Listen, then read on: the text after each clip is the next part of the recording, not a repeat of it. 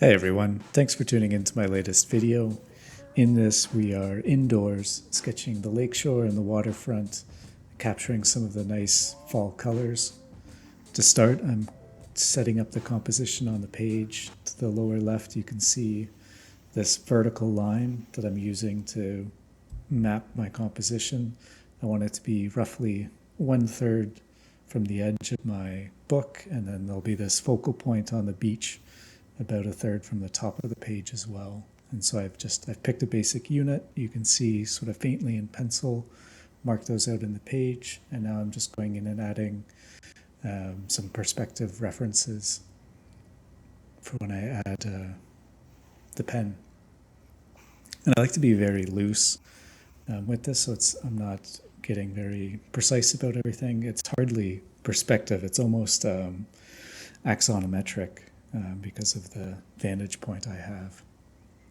So with the skeleton lines in place, I'm going over with my Fude fountain pen and just starting to make some marks. And again, nothing precious about these, just starting to get them on the page. I find with watercolor too, with these fine lines, it sort of takes the weight out of them once you start layering paint on top, so it's almost, you can really be quite loose.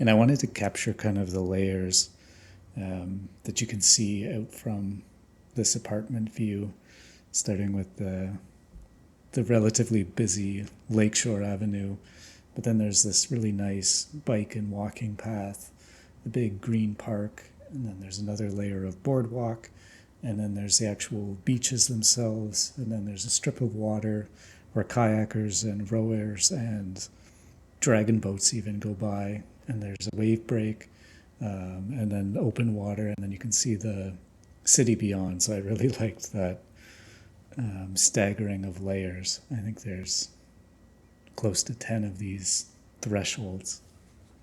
So I liked sketching from above in that way.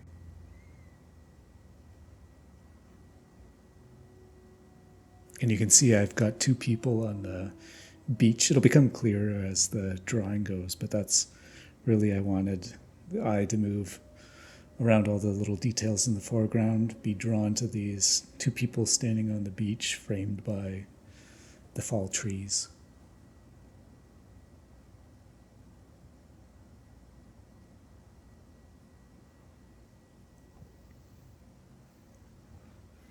And so this is where I got with the first pass of line work. And then I'm gonna break out the watercolors. I like to give them a quick spray. I just have a little spritz bottle. It just helps get the paints activated. And in this one, I've decided to wet the entire page. I'm still experimenting with, do you wet just portions? If I were to think about it again, maybe I would have just wet all of the foliage areas and maybe left the water and the asphalt as dry paper, just to get different textures for different elements in the drawing. So I've got quite a watery, warm tone. This is to bring out the sunlight. I started sketching this at, I think, 4:30 or 5, and didn't realize the sun is setting so much faster now. So I actually sort of catch some really good shadows in the process of drawing, but it changes very, very quickly. And I ended up finishing this on my desk as the sun was going down too much.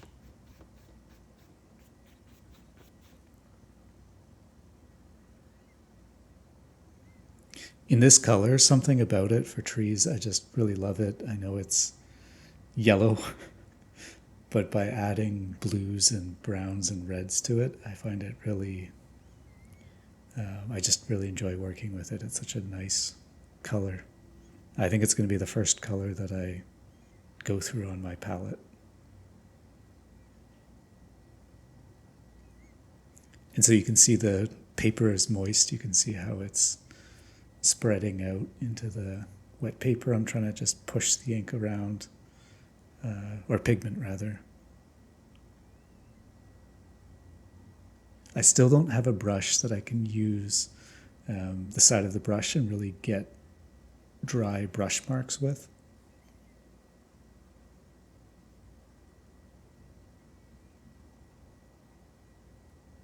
And so this is also a very enjoyable part for me, when the page is pretty saturated and then you pick very concentrated pigments and just put it on, and the way it reacts with a wet page when your brush is drier than the wet page, I find just really, really fun. I enjoy it every time.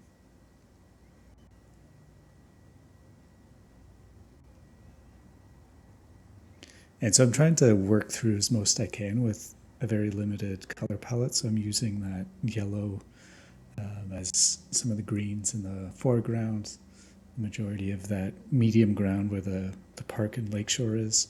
And then I am trying to be even more saturated up close for this grassy element in the immediate foreground.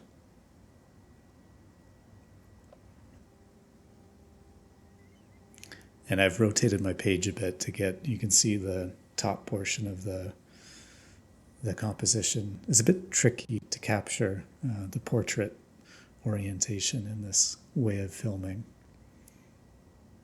Looking back on this, I think I probably would have tried to not have such a saturated water receding out into the distance. I think I would want to up the saturation of that medium ground, which I think I do in a way during the development. And actually the water, I have the sketch next to me, the water does fade as the paint dries.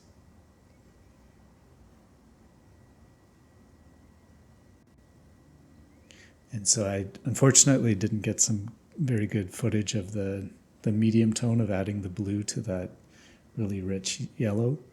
But I have, and now I'm going over with some really punchy reds and blues and just trying to bring out some of the shadows. It's interesting, I rotate the page to get better access to just the way my hand meets the page is more comfortable this way, but it makes it harder to see the scene because I can't rotate what I'm looking at in front of me. So it's a bit harder to find where I want the shadows to be. In the end, I think I went a bit too, I was a bit overzealous with that big blue patch. But I just really enjoy the colors, the reds and the blues, and so I enjoy it more than anything. And now I'm going in and adding some more details in the streetscape, the rich yellows for the traffic signs, yield signs. And this is now the sun has set and I'm actually working on my desk with, unfortunately, artificial light. But I wanted to get a bit more contrast between the trees and the water. I thought in real life there's a very crisp line between the tree and the water, and I was trying to pull that out more by adding some more richer yellows and greens to it to give a bit more profile to the tree against the water.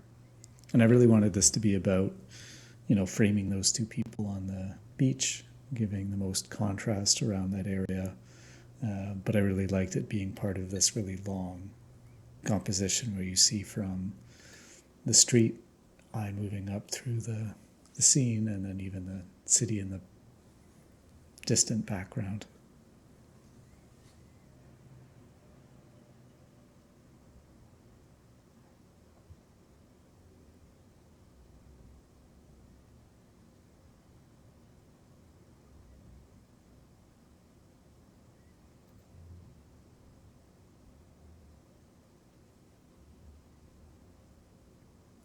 So I hope you've enjoyed watching this one. If there's a color that you find you're always using out of your color palette, let me know in the comments.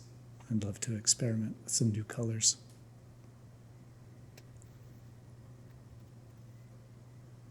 And thank you for tuning in. I'm going to leave you with a pan through the finished painting, photo taken in daylight. Thank you.